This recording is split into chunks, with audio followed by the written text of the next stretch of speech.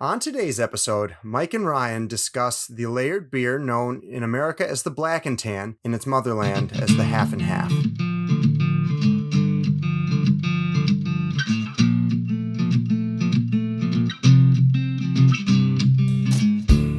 Hi, and welcome to another episode of the Brewthers-In-Law podcast, where beer is thicker than water. Join us on a journey discovering home brewing, craft beer, and more. I'm Mike, and with me, as always, my brother-in-law, Ryan.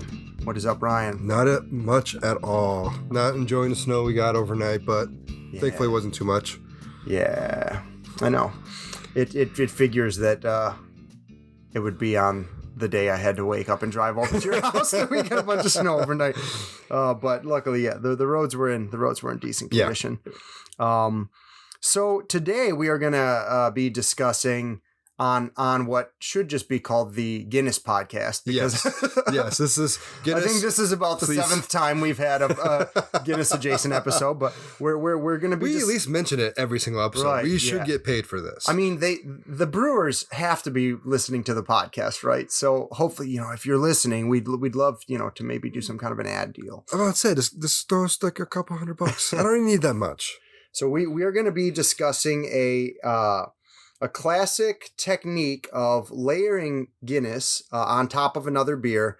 In America, we call that Black and Tan. And so in Ireland, it's called the Half and Half. And so with that in mind, with this being sort of very firmly rooted in Guinness, in sort of Irish beers and to a lesser extent English beers, today's first sip is going to be Ireland-centric, since we're doing this as a St. Paddy's episode. So where is somewhere in Ireland that you would love to go see, if you could just kind of pick one place?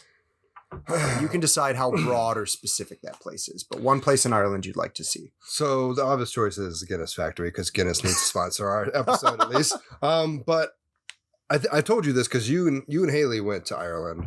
And I'm slightly jealous because I have been trying to plan a trip to go to Ireland since high school, which is almost 20 years at this point. But Yikes. the one place I definitely want to go is as I think I asked you to go see it, but you weren't able to make it up there. My Irish side of the family has remnants of a castle, but it's right on the border of Northern Ireland and Ireland. I technically think it's in Northern Ireland. It is in Northern Ireland. Okay. Yeah. Because we did look it up. Yeah. So that would probably be the one place I'd want to go besides Guinness Factory, because it's like going to Boston and not going to Sam Adams. It's but like, it is like the castle would be really cool, because the Guinness Factory is cool. Because we did it. I hate you. But I mean, it's a touristy thing. Most people who go to Dublin who like beer are going to do that. That castle thing is a very specific family thing for you. So I think that's really neat. What about you? I know you already been, so. Haley and I did a week, kind of a whirlwind, lots of driving, new place every day kind of time in Ireland. It was wonderful. One thing that we missed that I would love to go back and see are like the islands. So like particularly like Skellig Michael, which if you have seen the new Star Wars trilogy, that's featured, like if you, I don't know if it is necessary to not spoil those movies at this point, but like if you recall the very end of The Force Awakens, that place where they are is Skellig Michael. Where Luke is hiding, yeah. Sorry, spoiler. Wow, okay, there we go. It's been like 5 years. There we go. You have no That's a reason. terrible attitude to take about spoilers, Ryan. You're one of those Game of Thrones people. No, Game of Thrones is the night of. Right, yeah. Or Game live of Thrones tweeting, live tweeting what's happening. If you didn't watch it live, screw you. Yep. But yeah, that is where I would love to see. My dissertation advisor did like a bike tour of Ireland and took a boat over there and showed me a bunch of pictures, and it just looks really cool. Really, really cool. So that's my answer. So we have some listener feedback. Wonderful. I know. I've it's been a while. So it's been a minute, yeah. Let me pull up some of these. So the first one is from, where'd it go? Here it is. Your friend Adam Messina. Our friend Adam Messina. I was going to say. Rude. He said, awesome. Michael Newton and Ryan Kuhn, you guys have a great speaking voices. Love to talk. Great job for all the beer guys. Give it a listen. And then he tagged a friend, Casey Buford. I don't know who that is, but he tagged them in Thanks, there. Adam. Yeah, so thanks, Adam, to that. Did he say love the talk or love to talk? Love the talk. Okay, I was going to say, I do love to talk. But The next they kind of would have felt like shots fired. Well, thank you, Adam, for the kind words. The next one that we have is next from TikTok. It is from our Ryan. Three Floyds. Ryan, our social media manager, has been working hard on his TikTok game. I roam to different areas because I can't do more than one at a time. 20 years since high school, but we'll make a Zoomer out of you yet. Yes. So going to episode 2, Three Floyds, I had someone called Hop News say, great brewery, hands up, beer emojis. Yep. Yes. Yep. So, but yeah, I actually there's been a lot of feedback from the Three Floyds because it is, like, especially around here in the Midwest, it is a well-renowned brewery. Yeah. That is finally here in Michigan, so we can get it. And I do think, like, we, to our credit, I guess, managed to kind of strike when the iron was hot with that episode, because it just all of a sudden appeared everywhere. So I think there are a lot of people that are probably struck by their excellent, art, like we've discussed, and are like, whoa, what is this? Yeah. Because they've never seen it. If you're not like a beer connoisseur or whatever, and you hadn't heard of it, you're probably going to notice those bottles and cans on the shelf now just because of that. Exactly, yeah. Which is good for Three Floyds. You're welcome, Three Floyds. Yay, good job, Three Floyds. All right, any more, or do you want to dive into the main topic? Let's dive into the main topic. All right. I'll find my notes here. Let's get us started, Ryan. So, let's dive into history. So, obviously, we in America know, and honestly, I think most of the world probably know it as Black and Tan, where you layer Guinness with usually Bass or Smithwick's or something like that. Yeah, I believe at least as far as I know, the most like traditional Black and Tan is Guinness and Bass. Yes. Yeah. I saw Smithwick was another one I was right there with it as well. Oh, really? Yeah. Okay. Yeah. But for any listeners in Ireland, we apologize because you guys do not call it that. You guys call it a half and half. And there is some history around it to that, and I'll get to that. So going to the term Black and Tan, in a beer form, it can be traced all the way back to 1881 in London. It is a term used to, like I said, you have Guinness on top and a lighter beer, whether a pale or a lager or something like that, on the bottom. And if you've never seen one, they just look really pretty. Because there's a cool. We'll put a picture or something. And a nice separation, but between the two layers, it's just a neat trick. Pretty neat. And the reason, actually, I didn't know this. The reason that they were doing this for a while, mixing their beers, is because they were trying to save money on taxes. In the 1700s, breweries were mixing their beers. So many things. So much of the history of beer comes down to taxes. I know, right? It's insane. So they mixed their beers in order to save money on taxes because the darker beers cost more than the lighter beers, so they mix them together. So you still get the flavor of some of that dark beer, but save a little money on the taxes. Right? Yeah. King. That makes sense. Now, as we stated, if you go to Ireland, do not order Black and Tan. It is you will be shunned.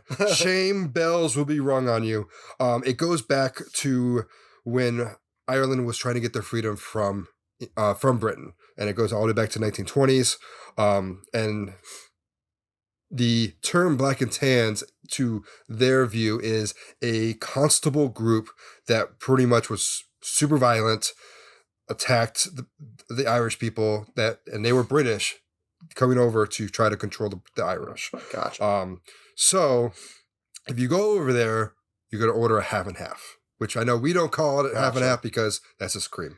Right. Yeah. And this is kind of something you could probably tell in the intro where we discussed at length sort of how we wanted to do this episode because we were aware of this little kerfuffle. But at the end of the day, it just, most of our listenership at time of recording is American, and this just what it's called here. We don't know it by any other term, and half is cream. You put it in your coffee, which I guess you could do with Guinness, maybe. I guess you could too. But yeah, so we made that decision.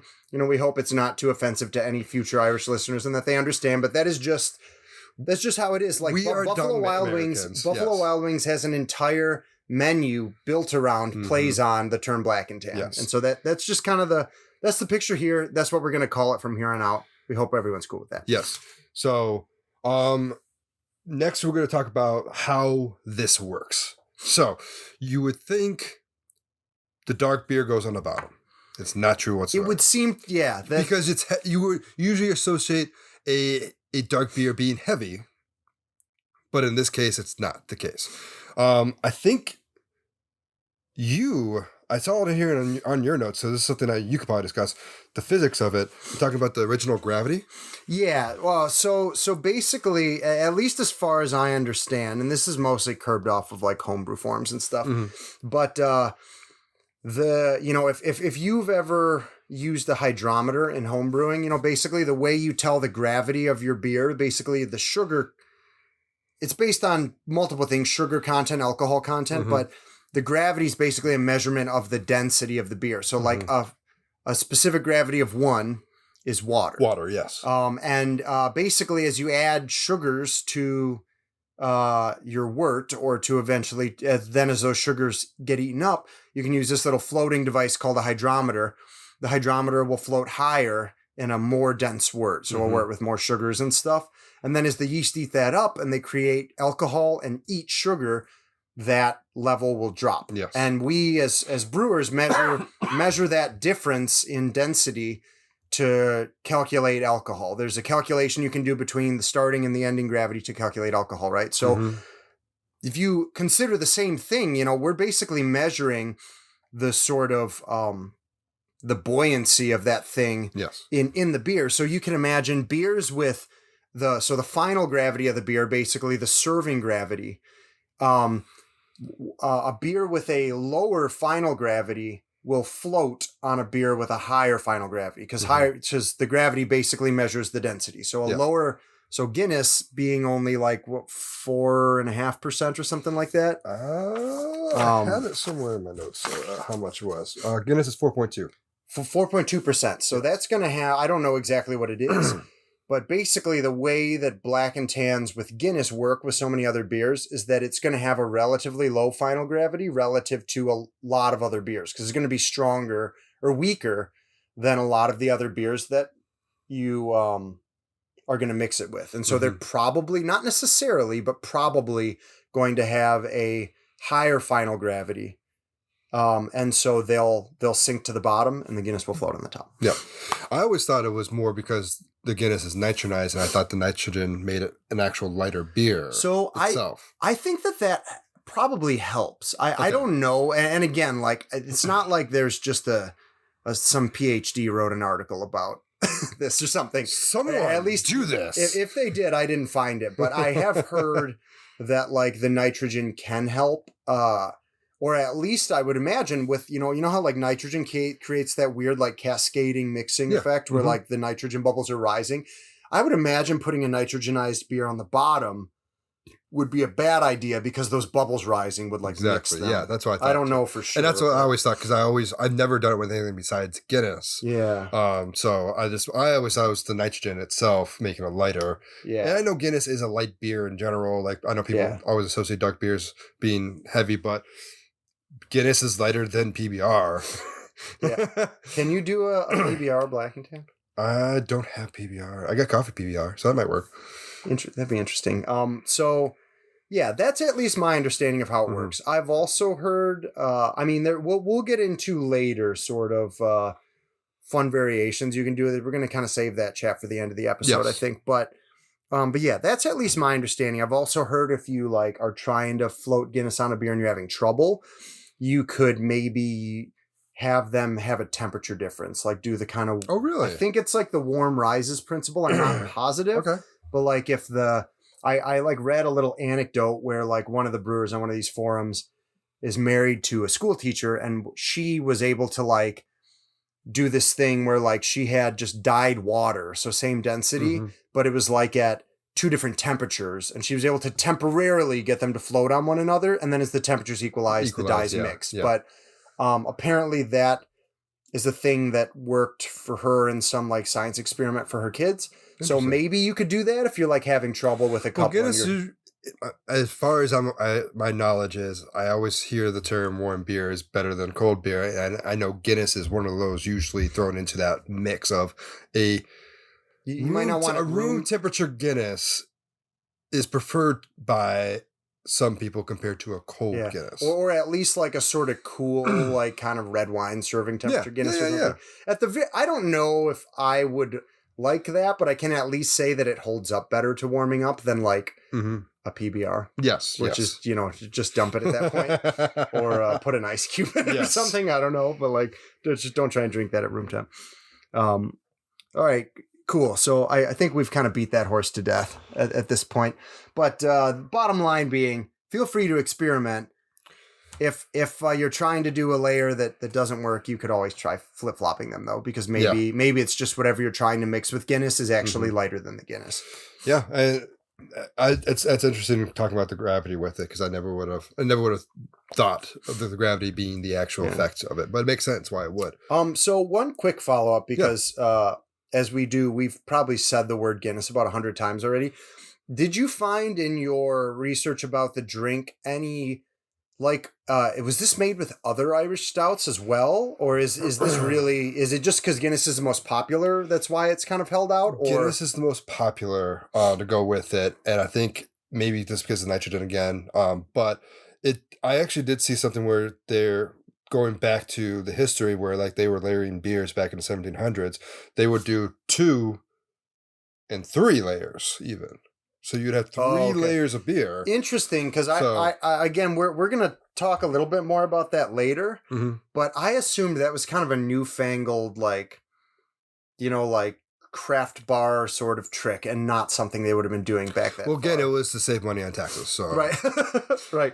There's no end to the people's creativity when it comes to shaving off taxes. Anything we can do to fight capitalism. Because I would imagine that like similar Irish stouts like Murphy's or something like that would also work just fine. Yeah, I can see most of them work. I think Guinness is just they're in the same brand. ABV range. I think it's like saying I want a Kleenex, but Kleenex is the brand, not actually a tissue. Yeah, so that's fair. I think that's what it comes down to. At least in America, I don't know how it is in Britain, probably a little better, but like in America, if you want another Irish stout, it is not straightforward to find it. No, definitely not. Maybe if you go to an Irish themed bar, you could find one, but like in most stores, it will just be Guinness. Yes. You're not even going to find Murphy's or I'm honestly having trouble thinking of some of the other like famous brands. Yeah, I can't even think of either. But anyway. Yeah. I was just curious. Yeah, so I would assume that back in the day, it was whatever stout the pub was serving, they probably used. Yeah. So let's try the OG. Okay. So I got the Guinness. Let's get this started. I've got the Bass. But yeah. So again, Guinness probably needs no introduction, but it is a. Do you have a bottle opener? I do. It is a dry Irish stout. Just so that, one thing we didn't discuss actually, and let's cover this real quick. So we are going to be, we're for the sake of our, our photo, we are going to be making a full black and tan out of each of these, but we are going to be tasting a kind of miniature version. And full disclosure, like those they tend to mix a little bit. Now, for me, Ryan and I were just talking about this before the show. For me, I kind of find when I drink a black and tan that there's this weird gradient thing where like at the beginning, I'm getting like 80% Guinness and like 20% of the other beer. And by the end, it's like kind of flip-flopped where I'm getting mostly the other beer. And then, you might just be better at this than me. That's actually a really good separation so far. I have many years of black and tans. Yeah, that's true. You are the master. But anyhow, so... there's sort of a mixing thing that I find, which is interesting, or like a gradient where like the drink changes as you drink through it because the proportions of the two mix. You said you don't necessarily find that to be true. Is that right? I know as I drink it, I generally get a little bit of both. So it's not too much of an issue. So you don't notice that like, so maybe it's just a matter of like how we actually sip it or something like that. But yeah, okay, that's a way better separation than I got, but still not as good as you'd get in like a full pint glass. So yeah, so we're testing these little 6 ouncers, and this will help at least me because that's not bad. Because I'll get a little bit of both in each. So real quick, Guinness Dry Irish Stout on nitro, about 4.2%. So Bass is a 5.1% Okay. English Pale Ale. Comes in at 49 IBU. So an English Pale Ale is going to be a lot maltier than what we're used to in America. Though I believe, correct me if I'm wrong, this drink is often served in America. If a brewery doesn't have Bass, I've seen them use like Magic Hat No. 9 or like whatever pale ale, yeah. an American pale ale that they just have on hand. Yeah. So it's not going to be the same, but it's going to be kind of similar at least. Mm-hmm. Okay, let's drink. I'll shut up.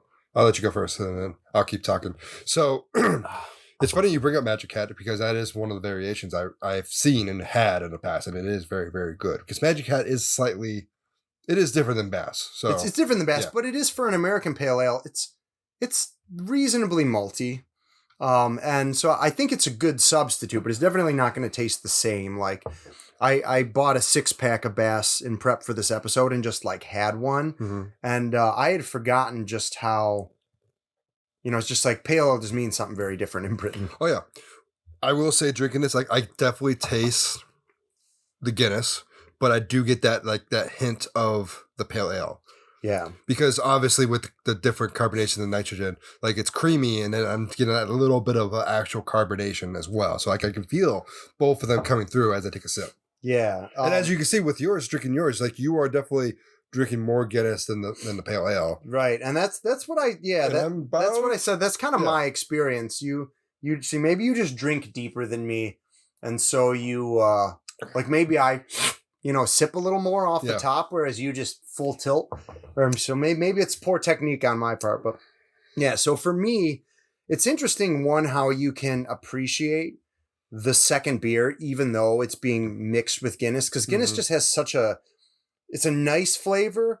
It's a fairly straightforward flavor. And it's not like those roasty notes to me don't really get muddled with any of the other stuff. So like I get kind of floral hop notes from Bass, and I get this kind of biscuity maltiness from Bass. Exactly. And it works so well with the like chocolate and coffee of the Guinness. Yeah. This is the icon. This is the one that you'll get when you ask for it in a true Irish bar. Getting a black and tan, getting a true American Irish bar. Exactly. Or Buffalo Wild Wings. The next best thing. Because Buffalo Wild Wings doesn't have Bass, do they? Don't they? I don't think they do. Maybe they don't. No, I think they just do. You know what? On the break, I'm going to try and Google the black and tan menu, because that'd actually be interesting to discuss. Because I'm not going to lie, most of my knowledge of like common variations of this comes from the Buffalo Wild Wings will like serve you a full paper menu of like black and tan options, or it's somewhere in there like little flip book. But we'll get back to that later. But so Ryan, I think we're going to go to break soon, right? But do you want to just maybe lay out the structure of the latter half of the episode for everybody? Absolutely. So we each brought 2 more creations. So one that is a common one that we may have seen at Buffalo Wild Wings or some other place, and another one is a unique one that you have not seen but you want to try.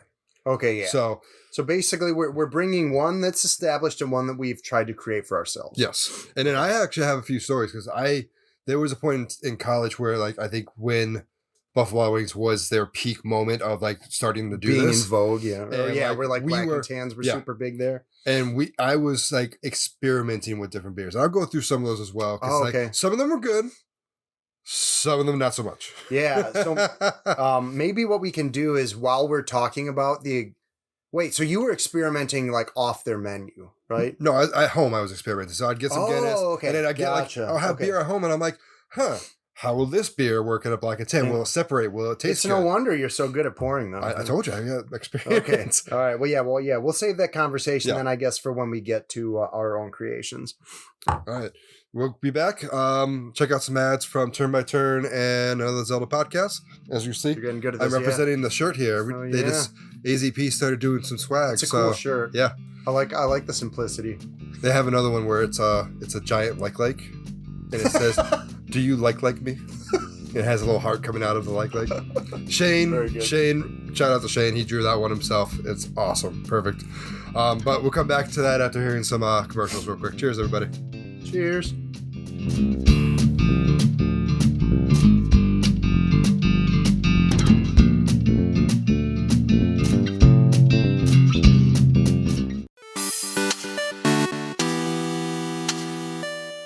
Welcome to our new podcast. Welcome to our new podcast. This isn't working. Agreed. I think we're going to have to do it turn by turn. Well, now that you mention it, we are a brand new RPG video game podcast. Our very existence hinges on turn-based gaming. So join us on the Turn by Turn podcast, where we'll be talking about Pokemon, Fire Emblem, Golden Sun, Shining Force, Mother, and so many more. It's your turn to come and join us.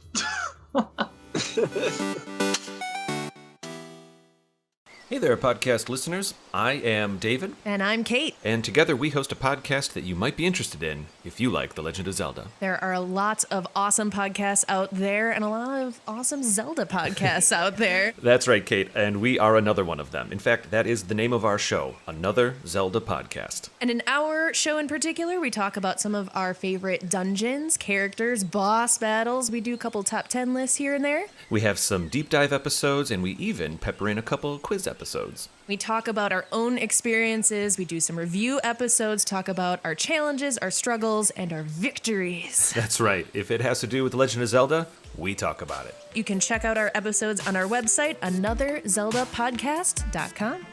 You can find us on Apple Podcasts, Spotify, Google Podcasts, and a lot of the other podcast services that are out there. And you can also check out our episodes on our website, anotherzeldapodcast.com. All right, we will see you there. Okay, bye!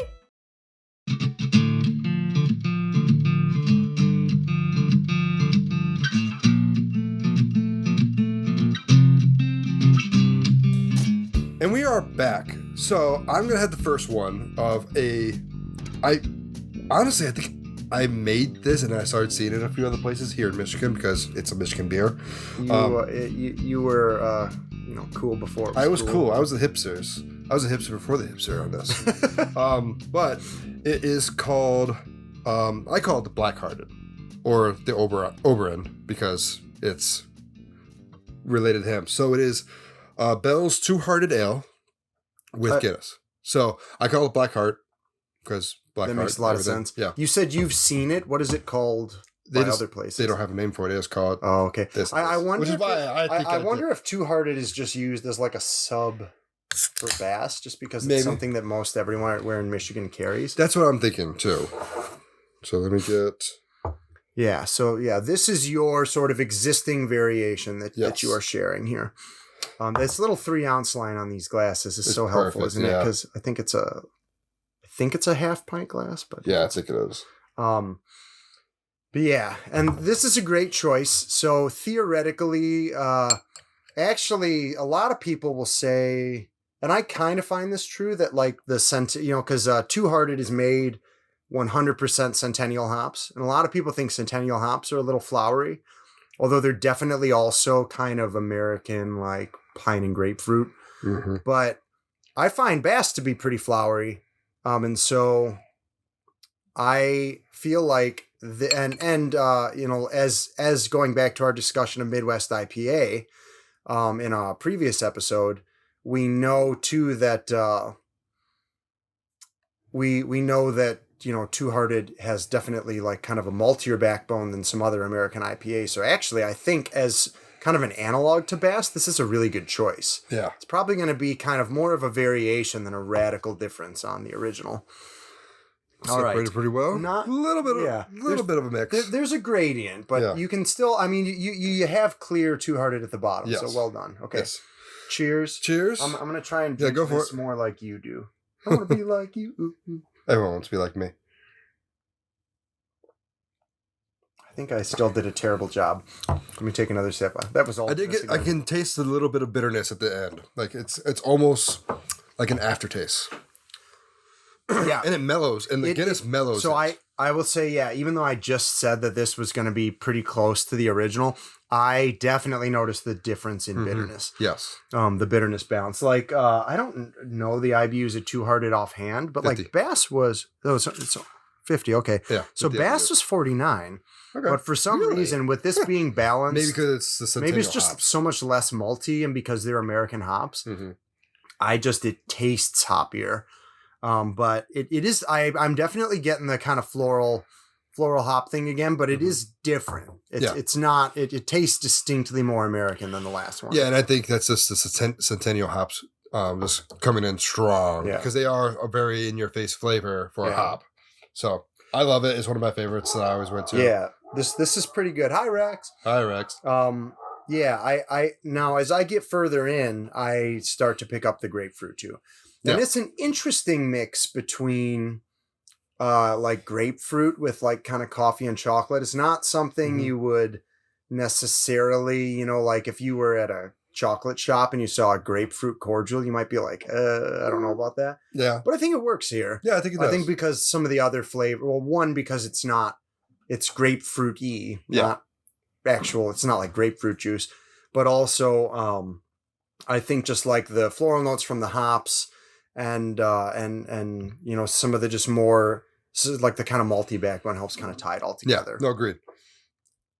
I think this was one of my favorites when I was going through my phase of black and tans. This was kind of what you settled on. Yes. This was my go-to for when I was going into it. Since we need to milk things down a little bit before we pour the next one, let's talk a little bit about other. Why don't, since this was yours, why don't you share some of the other? Well, what are some of like the other kind of known variations that you are a big fan of? And particularly if you discovered any off the B-Dubs list, unlike me, I would love to hear those because I'll mostly share stuff off the B-Dubs list. Yeah. So the two that I know that I liked a lot to go with this, and they both were on the B-Dubs list, but you can find them in most restaurants that they're doing black and tans. Black and Blue, which is Guinness and Blue Moon. That's a really good one. It is a very good one. And then Black Magic, as we talked about, Magic at number 9. I had forgotten that had a name. Yes. Black Magic. That's really good. Another one that I've seen growing, and it's hard to get because it's a seasonal beer and you have to get it during that time frame, is with Oberon. That's the one that you call Oberon, right? Yeah. Or I don't think I have a name for that one, honestly. Okay. I don't think. Why do you call this one Oberon then? I don't know. I Black Viper, Black Hearted, and Black Viper. Yeah. Okay, yeah, I see. Actually, I think that's what it was. So the Oberon version I called it the Black Viper because I always called Oberon ever since watching it and reading Game of Thrones. So when I mixed the two together, I'm like, I call Oberon plus anyways. Black, it's Black, so the Black Viper. Yeah. There we go. That's what I did with that one. That's it's a solid name. Yeah. I like it. That's the mix with Oberon is one I've actually never tried. But I've always thought about it and thought I would probably just call it Black Sun. But I kind of like yours because there's just a little bit more than like the surface level to it. Yeah. We can go further and say Black Hole Sun. Let's go with the song. Black Hole Sun? Yeah. Oh, I like that. That would have to be a triple layered beer somehow. Oberon, Guinness, and then something else. What has to do with a hole? That is a... Oh, there's so many she says in there. I know. There's a... I don't know, like there's got to be some strong imperial stout you could put on the bottom that's called like Gravedigger or something. Ooh, yeah. And then that would work because from top to bottom it'd be Black Hole Sun. Yeah. Okay, so we're gonna move on now that we are both prepared. So my existing variation that I brought is called the Black Cherry. So it's Samuel Adams cherry wheat and Guinness, obviously. Yes. We recognize that there are ways to make layered beer that do not involve Guinness, but we're pretty much sticking exclusively with Guinness mixes today. We'll discuss that more at the end again, but I think one of the key things that make Black and Tan so cool is that using an Irish stout and getting the black thing on top just... It feels like it makes it look cool because it just feels like it shouldn't be that way. It feels like it should be the opposite. And I just think there's something really neat about the darker beer floating on top. Like you talked about at the beginning, Ryan, like it's kind of counterintuitive that the dark beer will float on the lighter beer. Yeah. I'm actually surprised that the cherry wheat is as light in color as it is. Yeah, I was actually curious. By the way, props to Sam Adams, brewed with Michigan tart cherries. Really? So that's fun. But yeah, I was surprised that it didn't take on. They probably don't use a ton of cherry juice because cherries are or whatever cherries. I don't know how they make it, but cherry's a pretty strong flavor. But I would have thought it would have taken on at least a little color. But yeah, mostly the cherry wheat ends up. It's actually pretty pale. It mostly just looks like a wheat beer. Yeah, it makes sense. It too, has a wheat. strong cherry smell to it, definitely. Yeah. If you give that a sniff.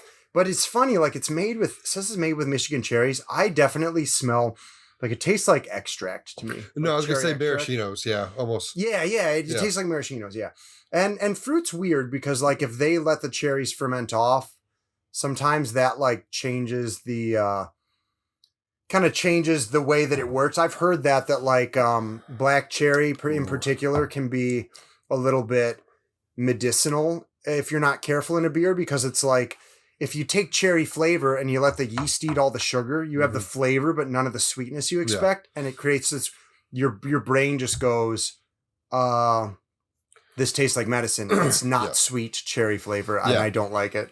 I wonder if they probably put something in the secondary to make sure they don't burn off all the cherry. Maybe I'm not sure. Now, this to me does not taste medicinal at all. This like you taste the Guinness and then you get this hint of the cherry. Yeah, and it's perfect. To me, like the combination, and I know that this is not what this drink is made out of, but like the combination of the Guinness with the cherry notes almost makes me think of like amaretto. Ooh, yes. You know, it's like somehow it's like a nuttiness gets inserted in there somewhere, in like the combination of the two flavors, and I just love this so much. No, and you can still smell the cherry over the Guinness too, which is nice. Yeah, and just barely. And to be sure, like cherry wheat, if it's Michigan cherry, there are Michigan black cherries too, but I this is not tart. No. So it's not like tart cherry flavor. It's more of like you said, it doesn't sound like they use maraschino cherries, but that's kind of the flavor that I get. Yeah. And those can be kind of cloying, but the mix of the like roasted notes from the Guinness on top, it's like a cherry infused coffee or like a cherry cordial, like a cherry chocolate cordial. Like, oh, it's just so good. I can't get enough of it. Yeah, no, agreed. Now you could, to get a real cherry cordial, you could do like a cream ale on top of that, or the cream ale probably be in the middle. So you do the cherry wheat, the cream ale, and then the Guinness, and that would be a true cherry cordial because they usually have like a creamy thing in there, as well. Except that's interesting. I mean, you'd have to say cream ale, but like it would have to be one of those weird like vanilla cream or like lactose cream ales, right? Because a normal cream ale is just gonna taste like a light beer. But now, what are more common versions that you know? So you covered a couple. Yep. The black and blue is a big one that I like. Mm-hmm. I think the kind of like the spices and the orangey flavor from Blue Moon go really well. Again, sort of like a chocolate cordial. Like you could definitely get, or like a chocolate orange. It's just like a chocolate orange almost. Exactly. Yeah. But another one that I know of that I'm a fan of is Black Star, which is Guinness and Stella. Ooh, I forgot about the Black Star. So that's a good one. There was also one that they may have called Black Viper. I don't remember what it was called. Mm-hmm. It was one that our like old roommate Ben was a big fan of, and it was Guinness layered on top of Angry Orchard. And I did not like it. No, I was not a fan of that. I've seen that one, but he was a big fan of it. And then also like at B-Dubs at least, I believe they would do the Smittix one, but they would call it Black and Red, which I also think is very nice. Like an amber beer. It's all right. We just won't. Right. Yeah, I don't need to wash mine for the last one. But yeah, I think that especially for an Irish red, like an Irish red and a. I've seen Killian's and Guinness mixed together. I've seen a mix too. I don't think it was. I'm forgetting now. It was online, but like just sticking within the Guinness brand and doing Guinness and Harp. Okay. But I think they were calling it like a black and tan. Mm-hmm. So I don't know if there was a clever name for it, and I can't think of one. Yeah. I was trying, but yeah, there's also that one. Mm-hmm. Called the Double Harp. Double Harp, yeah. the Black Sonata or something. Oh, that's good. Yeah, use some kind of hoity-toity music term that could work. All right, so now we're moving on to creativity. Now I did test this one before doing this, so I bought the beer. I tested to make sure it's gonna be good. It's gonna be good. I think you're gonna like it. Whoa. Okay, so we've Ryan has just put a little bit of odd side bean flicker coffee blonde ale on the table. I am really excited about this. I figured you would be. This is interesting. Wait till you see mine.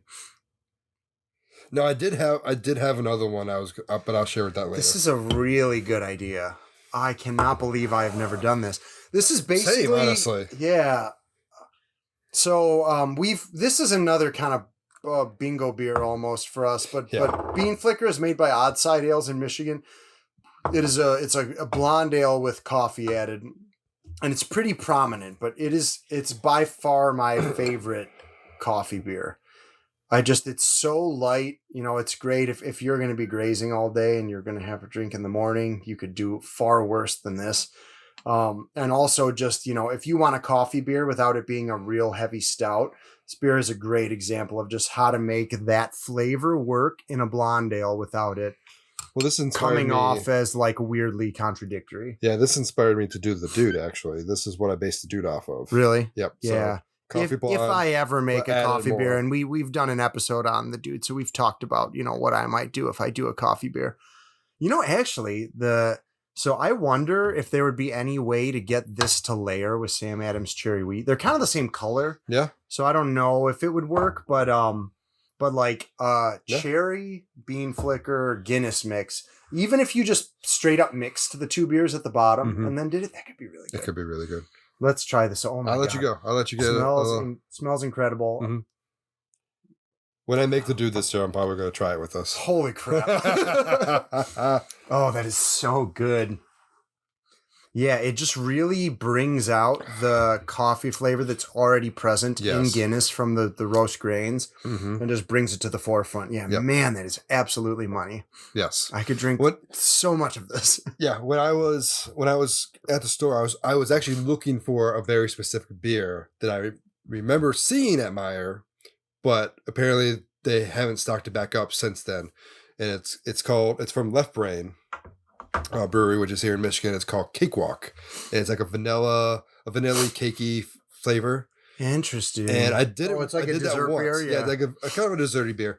And I did it once. It's one of the ones when I experimented once before, and it was phenomenal. Like the sweetness with the Guinness was perfect, and that was what I was looking for. But I couldn't find it, and I was walking through the store and I saw this. So that would be a really great way to kind of modulate the sweetness of a dessert beer like that. Because my problem with those is that we've got these little 6-ounce glasses in front of us right now. I can't do more than that of a dessert beer. Yeah. I often don't want it. Like, we were at Kuhn a while back. I was with my family at Kuhn, and they had a bunch of these, like this line of like cereal beers where they put like Lucky Charms. Oh yeah. That's all they were doing. And like, it's really interesting how well they make the beer mimic the flavor of that cereal. But like, you just don't want a lot of it. No. And I don't think they intend for you to have, it's like you can order by the half pint, which is like what we did. Dragon's milk. Dragon's milk's the same thing. Like Dragon's milk's like drinking maple syrup. I mean, it's so thick. It's so thick and sweet. Like, and then they did other flavors. Like they did a white chocolate one, a dark chocolate version as well. And it's a great beer. And I know, again, shout out to Shane. I know Shane has mentioned that beer to us multiple times. Love the beer. But man, it's too much. Dragon's Milk is a split a 12-ouncer with a friend. Yeah. Yeah. It's like, don't drink a whole beer yourself unless it's your dinner. I had Doug's, my buddy Doug, his sister bought us a moving in present when I moved in with Doug and a couple of the guys. She bought a 4-pack of it. It lasted 6 months. Not even joking, because like I tried one, it was good, and then like I'd open the fridge and be like, I see it on the door, I'm like, it's not that kind of night. Let's try something else, and I get something else. Yeah, right. Yeah, it almost kind of makes you save it for a celebration or something. Yeah, I've got to say, man, this might be my favorite variation that I have ever had. Like, I love my cherry wheat, but like, this is, I think, better than either beer apart. Now, do you want... Well, I think we're almost done with these ones. I think we'll wait. We'll talk about other ones that we have seen or tried or weren't good ones. Or just maybe like other potential places to go, because I've got some fun ideas. Okay, so it's very funny. Sorry, I'm walking away from the mic for a second. Okay, but it's funny that you did that, because mine, this is straight up cold brew, which I call the Black and Brew, is actually made with is a half and half of Guinness and nitro coffee. So here, this is going to be the one case so far where the Guinness actually is going to have to go on the bottom. Oh, really? This is going to be because if you think about coffee, is going to have a specific gravity of about water. Okay. And so what I'm going to do is I'm just going to pour the coffee into a pint glass, and you're going to have to serve it out of there. Is that all right? That works.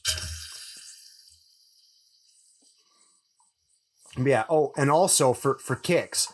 So I made some. So I have this little. I'll do a little bit of free advertising. I have it's called it's a Growler Works UKEG 64 or something. I think it's a UKEG 64 Nitro. So it is a little mini nitro coffee growler essentially. Here you might want to let that foam fade a minute. Now, okay, for the record, this isn't going to look that cool because coffee and Guinness aren't that different. Yeah. If you can create a distinction that we can actually see, good on you. But I've done this drink for a long time, almost like this in the same situation as you might do a Red Bull vodka or something like that, or like an Irish coffee, where I'm kind of dragging a little bit, but I also I've committed to grazing on beer, and I don't want to abandon that. If the vodka Red Bull is like the college pick me up, give me energy to make it through the day, this is the father of two children, Black and Brew version of that. Exactly, yeah. Yeah. All right, let's see if I probably won't get much. But yeah, so this is one. I don't know that my brother listens to the podcast, but shout out to him if he does, because he and I've turned him on to this, and he's a huge fan. So for the record, Ryan, I made the coffee here is also made from 1/4 bourbon grounds. So like my brother got me for Christmas or my birthday or something, these like grounds that are steeped in steeped in bourbon afterwards or something, or like they're whole beans. So they have a really strong flavor. So I end up cutting them like 1 to 4 with regular coffee. So this is like dark roast Sumatra coffee and 1/4 bourbon coffee, and then Guinness. So it should add just another little element. So yeah, I would say even holding it up to the light, it looks pretty much the same the whole way down. Yeah. Oh, that coffee! I think I got most of the coffee on the top end. Yeah, I did too. But it's so good. Yeah, and it is funny. To me, this drink turns the whole idea of a black and tan on its head, in that it is more, the base isn't, I think in most of these, the base is the Guinness, and it gets augmented. It's Guinness with some cherry flavor, Guinness with some additional coffee flavor. Whatever, Guinness with like some nice floral hop notes and some extra maltiness. This to me is coffee with some Guinness flavor added to it. It's like the coffee dominates, but it just adds a little bit of booze. And also just a nice little touch of flavor, which I really appreciate. A little bit more carbonation than you would get in a coffee. Yeah. Well, I remember we went to, where was it? We went to, I think this was before even K-Bean. We went to an opera show in Detroit. And we went to this little coffee shop, or it might have been a brewery actually that did coffee as well. And they did a half and half Guinness in their cold brew. Oh, really? Oh, so this isn't even new for you.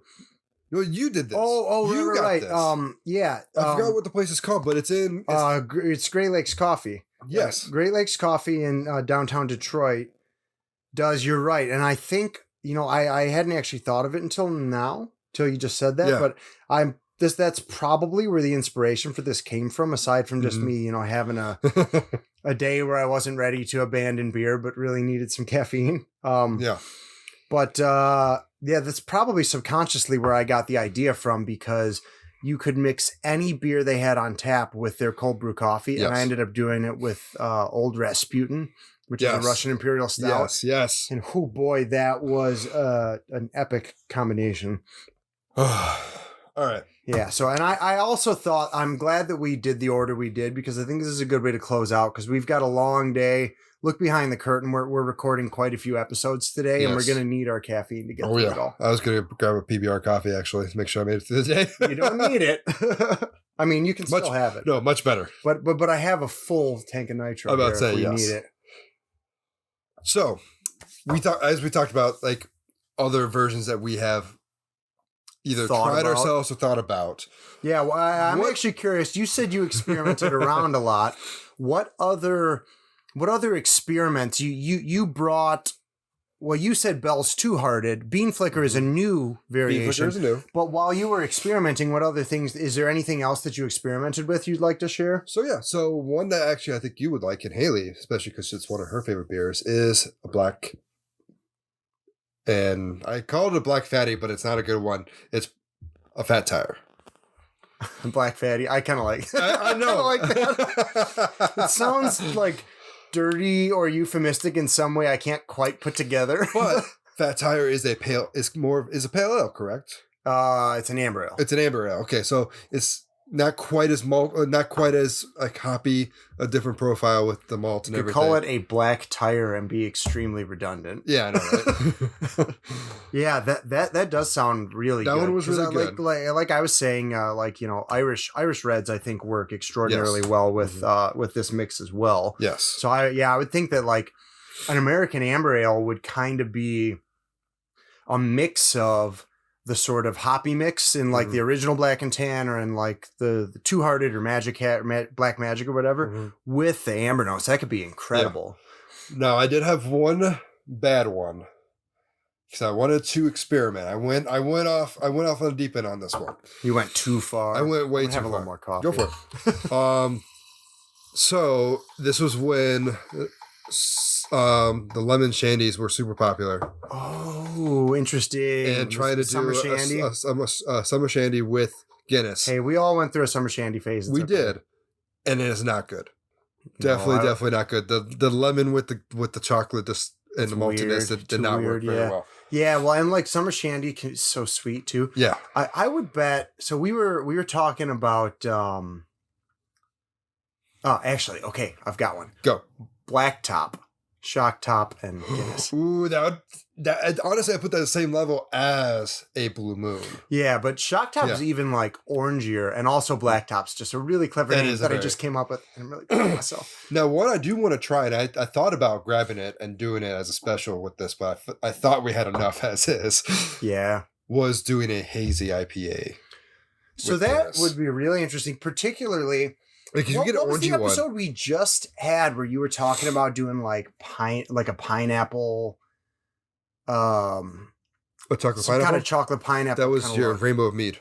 So that was. It was chocolate pineapple mead, but with one of those one of the varieties of honey that we used was giving us those sort of notes. But that would be interesting because like.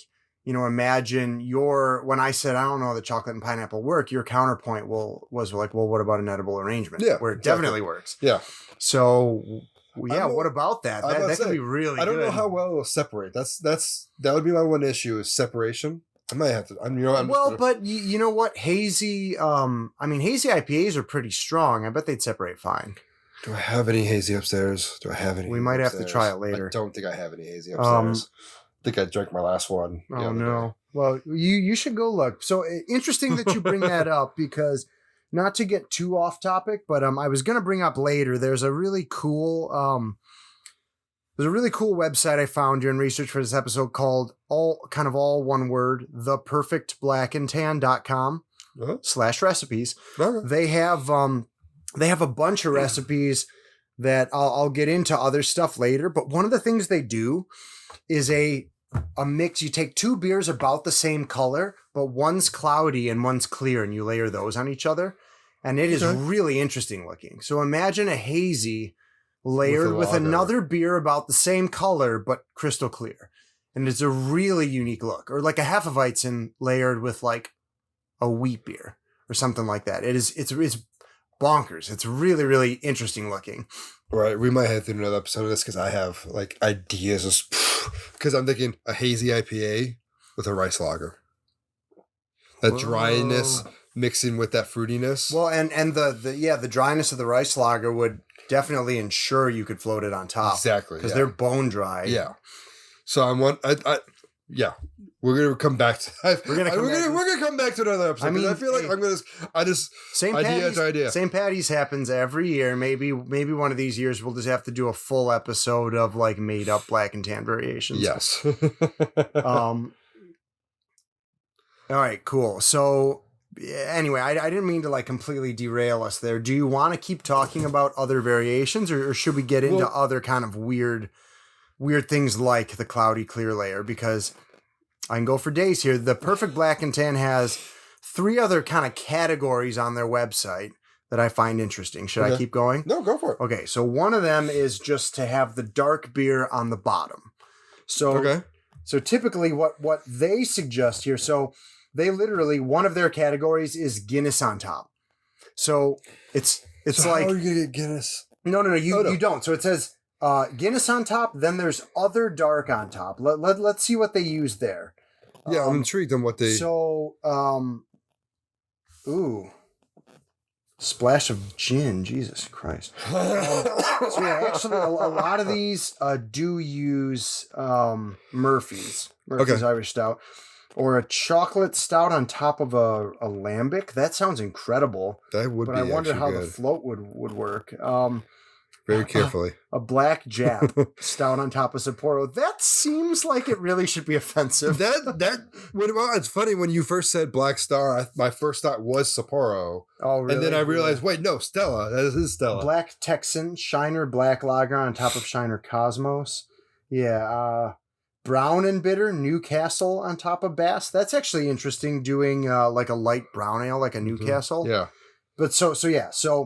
It seemed like a lot of them had Murphy's in it. So, yeah. But the other idea is dark on bottom. And you can imagine this would actually probably be way easier to pull off. Mm-hmm. Again, it misses that cool, like, this shouldn't be kind of effect of like the Guinness on top. But the one that I have, the sort of one that they use as their like base picture is a pretzel stout underneath a Hefeweizen, which is very interesting. I don't know how I feel about like banana pretzel. That's kind of weird, but like, I mean, people do weird things. It does bring up actually. So a Hefeweizen on top or underneath a Guinness could be really interesting because it'd kind of be like like a banana's or like a banana split sort of a look, a chocolate banana. That 4-layer one looks so cool. Yeah, so that's the other thing. So they have some recipes for 3 and 4 layered beers. So the 4-layered beer is from top to bottom. Murphy Stout on top. Yep. Goose Island 312 wheat. Okay. Anchor Porter, which I didn't know Anchor. And then Franconia wheat. And I've got to imagine that they use this Franconia wheat in a lot of their recipes. Well, it's super light. And I have to imagine that it is because it's a rare wheat beer that can be on the bottom. Yeah. You know what I mean? Like, how is that? That's heavier than a porter. That's weird. But it's super light in color. It is really light in color, which is cool. And then the 3-layer beer, the one that I thought sounded the best was Guinness Blue Moon and New Belgium's 1554 Dark Lager. Ooh. So it's like a light, dark light. Yeah. Okay, so I want to throw out an idea to you. So you are a huge fan of the Neapolitan Milk Stout. We haven't mentioned it in a while. Thanks for bringing it up, Mike. Cross it off your bingo card. Is there a way to make a Neapolitan triple layer? So, so think about too, like, have you ever had, actually, I want to throw an idea out. Sierra Nevada's Wild Little Thing, hibiscus and strawberry. Okay. Definitely has some good strawberry flavor. Mm-hmm. The hibiscus gives it a little bit of tart, and it's red. So imagine mixing that with a dark beer that's kind of chocolatey, and a light beer that has had a little bit of vanilla added to it. I was gonna say that Cakewalk would be perfect for that one. Yeah. Yeah, actually, when Yeah. you said that, I thought about that. The Cakewalk will be perfect. Like that to me, even just use Guinness. Let the Guinness float on top, and then I don't know what order. I would assume maybe the Guinness floats on the strawberry, floats on the Wild Little Thing, floats on the Cakewalk. I would really like to try that because I think it would look amazing, and probably be pretty delicious. So the Wild Little Thing is 5.5. I wonder how strong Cakewalk is. And again, ABV doesn't tell you what the final gravity is because a beer can be drier or it can have more residual True. sugar, but it's a good indication. Yeah. A stronger beer is probably going to have a higher FG. Cakewalk is 3.8. Oh, that's real. That's Okay. real low. That's That's extremely low. Okay. Well, It is right. Okay. All right. I mean, 3.8. makes sense. So- Like maybe part of the reason So that Cakewalk would technically, I would. that would have I would to layer assume on Cakewalk- top. So maybe Yeah. what you would do is you would do a real heavy chocolate stout, like a big stout. Yeah. Not like a Guinness. You do like, an Light 8-9 local percenter, Get a big and then one. you Big layer the Sierra Nevada, and then you do the Cakewalk on top. Maybe Yeah. it's that. But see, when I did the Cakewalk, it worked perfectly. of putting With the that on the Guinness? bottom with the Guinness on top. I still. mean, it may be that maybe they made it to have a really high finishing gravity to have a Maybe. lot of residual sugar. Yeah. Or maybe they back sweeten it. Maybe they kill off the yeast and then back sweeten it to make it sweet. I'm instead gonna of using have to lactose. experiment in these triple layers now and quadruple Yeah. layers. Yeah, so I would really love to see a Neapolitan where is particularly, like I said, I think Sierra Nevada's Wild Little Thing is a great. Yes, I think that's It's perfect. an easy thing to use because it's got good strawberry flavor, which is really hard to do in a beer. Yeah. And it is pink. Yeah. So it'd sell the look Yeah. of a Neapolitan. But props if you can get them in the right order where they go from kind of dark red, white. Because Yeah. that's how the ice cream goes, isn't it? Dark red, light? Yes. I mean, but you could flip-flop it then. No, yeah, you can Yeah. do it in either order, but the strawberry has to be in the middle. And a 5.5% beer, that's pretty easy to layer in the middle. Yeah. You could do Guinness on top of it Yeah. and a big lower beer, or Yeah. you could do Guinness, or you could do a big stout or a porter on the bottom, and then most light beers would probably float Yeah. on it just I'm fine. gonna experiment on this. Keep an eye Yeah. out on your TikToks for this because So- I might experiment on it. Can you think of any other 3 or 4 layer beers that you would really like to play with? Another one that comes to mind for me would be to do something like I had said, cherry wheat, bean flicker, and Guinness. Mhm. The only problem with that is just that cherry wheat and bean flicker look the same. Yeah. And I don't think either of them could float on top of Guinness, but maybe another cherry beer could separate from bean flicker, and you could do Mm-hmm. a chocolate coffee Guinness, which I think would really, really work. Yeah, I think that would be amazing. It'd be like a coffee, like I said, like a coffee with a splash of amaretto in it or whatever. Here's a crazy one, and we could actually do it right now if you wanted to. Tempt me, foul temptress. First bottom layer is your cold brew. Okay. Second layer is bean flicker. Third layer is Guinness. Pump it into my arm right now. I am. I don't know how because that will separate your two dark ones. We're gonna do it. We're gonna do it. I mean, I could. Do you have another bean flicker? Because we do need that for the photo. I do have another full one in there, and I do have half a one in here. So Yeah, but we need that for the photo. No, I got another full one in here. Okay. I got another full one. Well, So we're good. I So I'm think gonna try maybe this. I'm experimenting. Let's You just keep do talking. it. Let's just do it live on air. So I'm thinking cold brew first. So pour. So the cold brew I think is gonna want to float on the very top. You think cold brew's on top? Well, just because there's no sugar in it and there's no alcohol, Okay. it should have a specific gravity similar to water, as far as I know.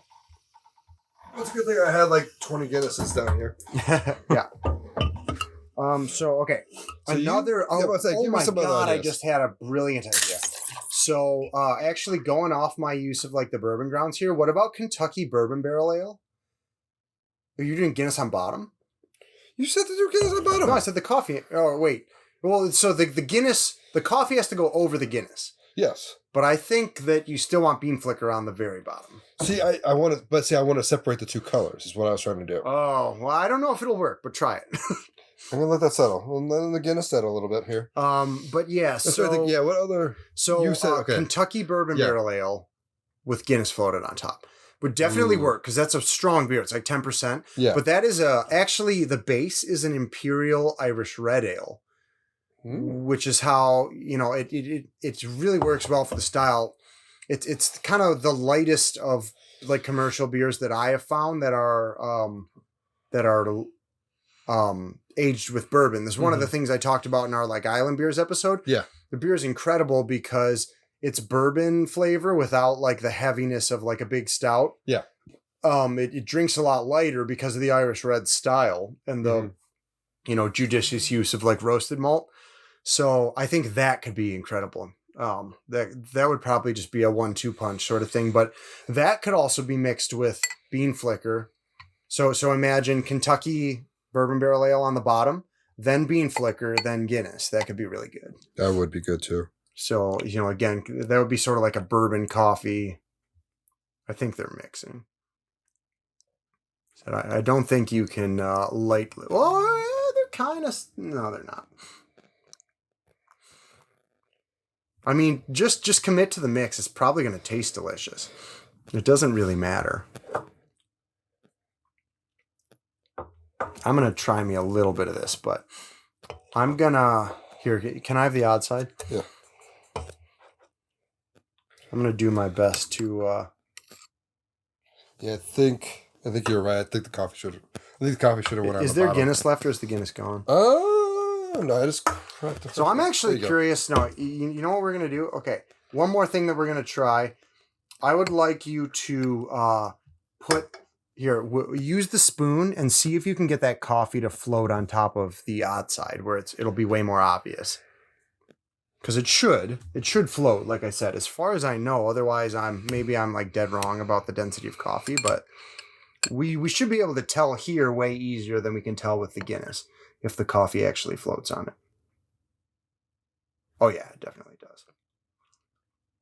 So this is just like a bean flicker on steroids.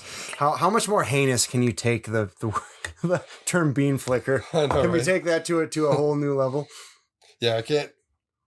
I'm looking at the one I just poured, the 3 layers. There are no layers whatsoever there. I think the problem is just that the bean flicker wants to be on the bottom. I wonder, okay, if you used an extraordinarily blonde roasted coffee that was kind of brown more than it's black. Yeah. It honestly just tastes like coffee, but a very mellow coffee. Yeah, you're right. It's like the one common flavor, but I get a little bit of of the odd side flavor in there because I think do they add some like vanilla or something to this? No, I think it's a straight bean flicker or straight coffee blonde. Notes of vanilla and chocolate. Oh, okay. Well, it says notes. I don't know if that means actual additions or if it just means like comes from the malt, but there's like a bean flicker taste that I get in that mix. Mm-hmm. But it's interesting because like Guinness has a coffee flavor, coffee has a coffee flavor, bean flicker has a coffee flavor, and so that does dominate. It kind of drowns out everything else. This is pretty good. It's just like kind of bean flicker extra mode. It's like if you just turned up the coffee flavor and turned down all the other flavors, this is what you would get. Well, that's very nice. It's like if I don't know how much caffeine bean flicker has in it, but if you wanted it to have like... If you wanted to have a decent kick to it, yeah. I don't honestly think here's an interesting thing. Bean flicker is only 4.5%. Mm-hmm. Guinness, you said was what, 4.2? I don't know how... 2, yeah. And it's just interesting because British yeast British Isles yeast, whatever, like... Yeah, British Isles is probably the best term. Normally not that attenuative. They normally leave a higher final gravity than like American yeast does. So I wouldn't necessarily expect bean flicker to like be way lower final gravity than Guinness, but it sits underneath it well. So I really wonder if there is something to the nitro thing. Maybe. I think maybe the nitro does help and there's more of a reason why. Maybe like Guinness, like you were saying, maybe Guinness on carbonation just wouldn't separate as well. Yeah. Because I think, like you were saying, with how when you pour Guinness, you get that cascade effect with everything foaming up. I think that does affect it. And I think that's what I got when I tried mixing the 3 here together. Yeah. So, I mean, it tastes good. it does taste good. And we're getting all caffeined up. So All right.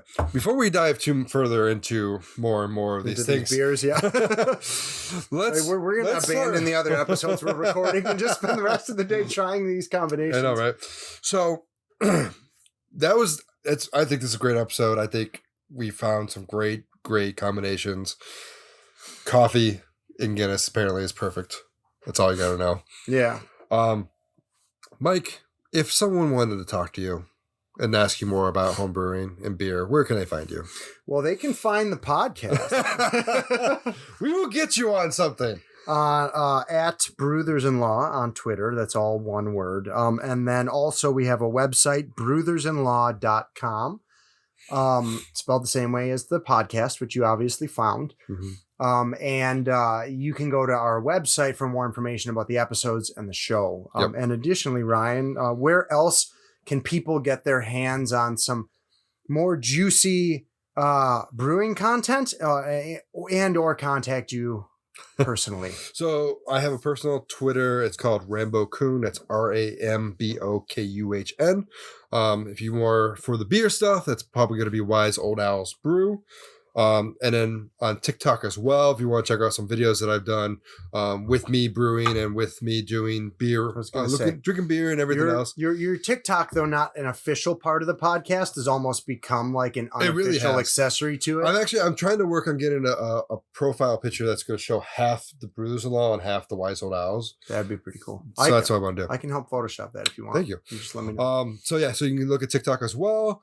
And like Mike said, you can go to Brewthers-In-Law.com to find us specifically. And then you can find us wherever you listen to podcasts on Apple, Google, YouTube, and more.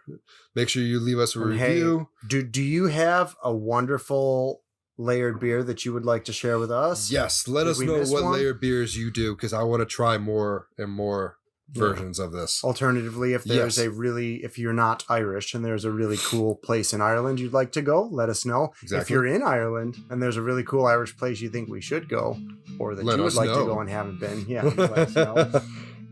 And with that said, until next time, cheers. Cheers.